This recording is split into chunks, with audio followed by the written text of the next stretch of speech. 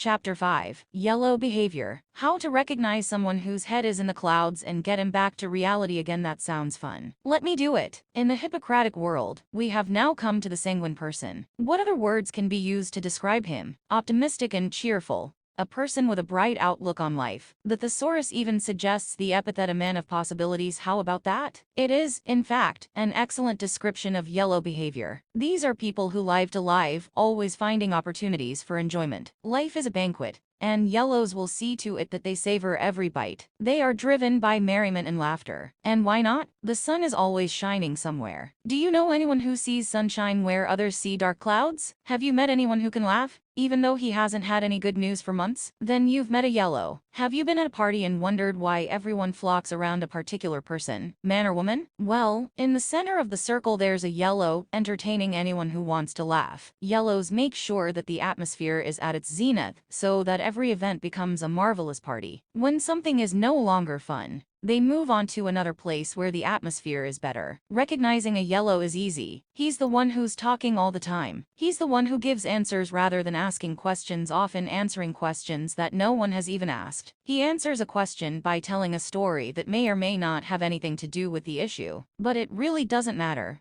because he will put you in a cheerful mood. Besides, his unshakably positive attitude also makes it impossible for you to feel upset for long. I would even go so far as to argue that yellows are more popular than other colors. How can I say that? Look for yourself. They entertain, put people in a good mood, and fun things always happen around them. They know how to capture a variona's attention and how to keep it. They make us feel important. They are just nice to be around. They are also very typically touchy-feely people. Like reds, yellows are very willing to make quick decisions, but they can rarely explain why using rational reasoning. A more likely response would be, "It just felt right." And sure, gut feelings shouldn't be underestimated. Studies have shown that gut feelings are right more often than we think. But that's not the kind of gut feeling we're talking about here. Yellows often make decisions that are based on feeling simply because no thought was ever involved. I have a sister who is yellow. Marita is so easygoing in her manner that I have never heard anyone utter a single negative word about her. Never. I may be biased, but I have never met anyone who doesn't immediately like her. She has an entirely unique ability to connect with every person she meets. Marita always has something entertaining to say. However, some of these things are so peculiar that I sometimes have to ask her what she was thinking when she said them. With a burst of laughter, she usually replies, "Thinking? I wasn't." In many ways, it's liberating when I visit her and her husband, Leaf. Their almost incomprehensible ability to see bright spots in everything around them is so delightful that it frees my own easygoing disposition. I am never as happy and exhilarated as when I visit them. For years, I wondered why this was, and have reached the conclusion that yellow behavior is simply contagious. If I say to my sister, "It looks like it is going to rain," she simply replies, "I can't imagine that." Pointing to the window,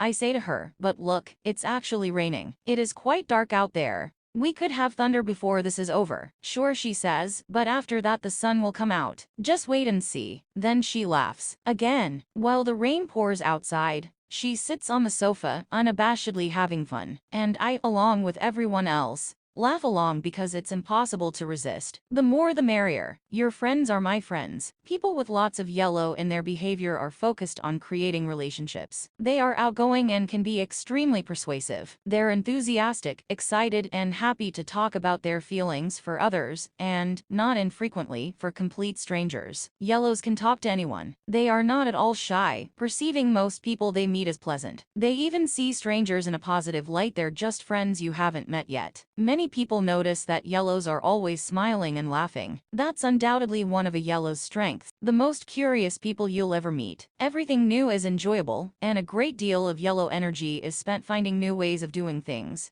Who gets the most holiday cards, do you think? Yellows. Most contacts in their cell phone? That's right, yellows. Most friends on Facebook. You're getting the idea, yellows. They have friends absolutely everywhere, and they are excellent at keeping in touch with everyone in order to keep up to date. Yellows want to know what's going on. They want to be where it's all happening, and they will make sure to be at Isn't it amazing? I just love it to bits. If there is anything that characterizes yellow behavior, it's unlimited optimism and enthusiasm. Few Few things can keep their good mood away for long. The yellow's entire being is concentrated on one thing, finding opportunities and solutions. In his day, Hippocrates called yellows the sanguine ones. This simply means optimists. Nothing is really a problem. It will all sort itself out. It's neither here nor there that the world just happens to be full of worries and hardships. With their incurably positive outlook on life, yellow individuals give joy to the people around them with their cheerful acclamations and entertaining jokes. I don't know where yellows get their tremendous energy, but it's focused on having fun and devoting themselves to social togetherness. Everyone must be involved, and a yellow will not allow anyone to be gloomy. Mickey, a good friend of mine, is yellow, and his life has included more than his fair share of challenges. His wife left him. His children have had problems at school, and on various occasions his employers have gone bankrupt,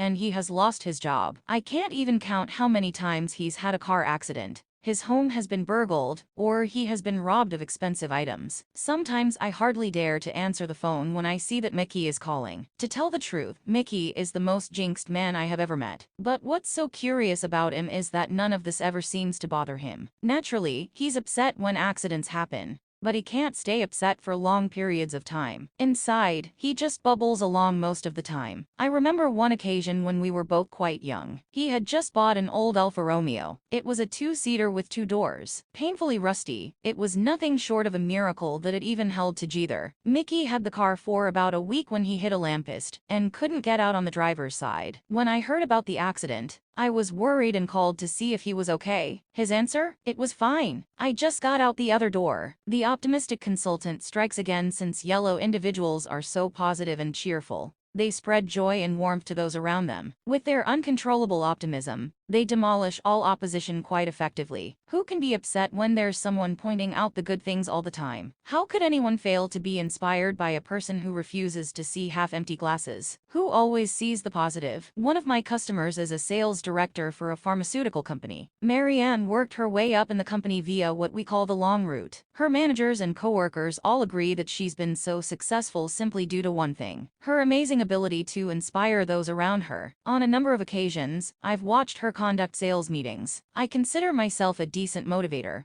but when Marianne gets going, you just have to take your hat off to her. Within a couple of minutes, the room is so inspired. If she were to ask the sellers to jump out the window, they'd do it, even though they are on the 5th floor. She makes everything sound so simple. It's a great idea to jump out the window. We can do this. Let's jump. And the group jumps after her. With her optimism and bright outlook on life, she is phenomenal at getting people to achieve great feats just by closing their eyes to anything negative. With sheer inspiration, she can inflate people's confidence to incredible levels. I once saw her dealing with an irate customer who felt mistreated by her organization. Not a situation most people dream about. It turned out it wasn't a problem for Marianne. By just smiling steadfastly at the customer and refusing to listen to his negative comments, she moved him from an angry face to a gentle smile, and finally to boisterous laughter. How could that happen? I don't think that even she could explain the underlying process. It simply came naturally to her. What happens if we turn everything upside down? You won't find anyone more resourceful than a yellow. If there is anything yellows have an aptitude for, it's seeing solutions where others do not. Yellows have the unique ability to twist and turn things. To put it simply, they turn everything upside down and think outside the box. Call it what you want, but their thinking doesn't always follow any set pattern. They move quickly. The yellow's intellect is very fast, which means that it can be difficult to keep up. Sometimes they can even find it difficult to explain their wild ideas. A good friend of mine likes to work on his home. Everything relating to interior design and garden design fascinates him. I suspect that Robin would secretly rather work in design on a full-time basis instead of his actual job. I've seen this for myself. The garden, and she starts counting backwards from 10. On 7, Robin says, "Honey, I have an idea." There are a few reasons for Robin's creativity. It's easy for him to think in images. He can simply see things in front of him long before they even exist. And he has courage. He's not afraid to try new things, or to talk about them. Usually, his mouth works parallel to his mind as he discovers these ideas. I've worked with a yellow who couldn't even cross the street without coming up with a few really thought-provoking business ideas just by looking around. How does this work? I don't really know. For a long time, we asked him to write down his proposals. You'll learn more about how a yellow would react to that kind of structure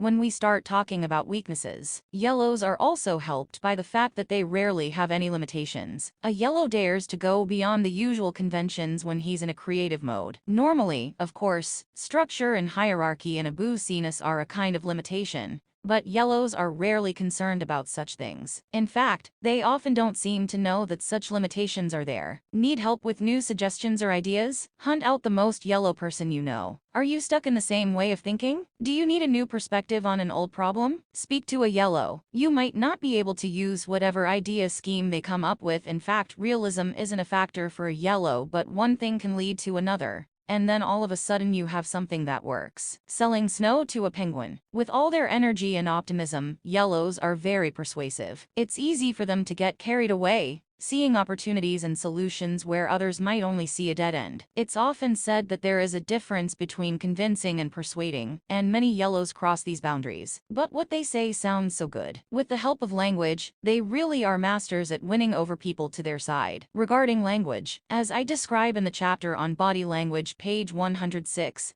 most yellows have a rich and varied way of gesticulating, so that they can convince you not just with their words, but with their entire bodies. But it's not just energy and will. Yellows have a unique way of expressing themselves that sways their listeners. They often use vivid and colorful imagery when they speak, which appeals to all five senses, and creates an impression that is felt by the whole body. Without even knowing it, many yellows are skilled rhetoricians. They know instinctively that their ethos, the bearer of the message, is just as important as the message itself. Therefore, they are mindful of getting through to you as an individual, usually by being friendly and shaking your hand, making small personal comments, making you feel important. Many politicians are phenomenal at this. Think of Bill Clinton, for instance. He has the kind of charisma that is naturally present in many yellows, a noticeable interest in another person, the ability to ask exactly the right questions, so that others feel that they are important. I know lots of people, all of them, in fact. If yellows aren't allowed to cultivate their relationships, they will slowly wither and die. Okay. This may be somewhat exaggerated, but the very definition of yellow behavior revolves around their ability to build relationships. The yellow traits are inspirational. They inspire those around them, and the best way to achieve this is through building relationships. A yellow knows that by far the most important factor in business, for example, is relationships. If your customer doesn't feel positively about you, it will be difficult to make any headway. Yellows know everyone. They have more acquaintances than everyone else. They like everyone. A yellow doesn't need to know a person very well before calling him his friend. Anyone who doesn't actively dislike them they consider to be a pal. Remember that when reds ask what is going to be done, yellows want to conclusions on yellow behavior. What do you think? Have you ever met a real yellow? Famous people who exhibit clear yellow traits include Oprah Winfrey,